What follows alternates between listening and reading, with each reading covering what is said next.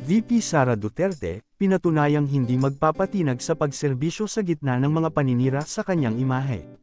Kahit na holiday season ay tuloy pa rin ang Vice-Presidente sa pagbibigay ng serbisyo sa ating mga kababayan, talagang hindi lang puro salita.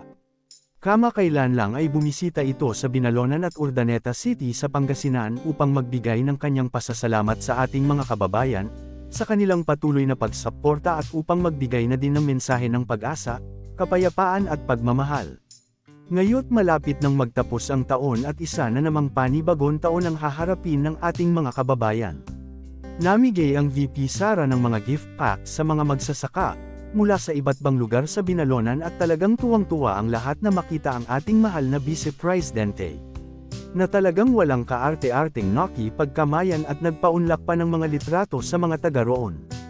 Sa kanyang mensahe, ay hinikayat din ng Vice-Presidente na huwag suportahan ang komunistang kilusan tulad ng mga NPA at mga gumagawa ng iligal na bagay.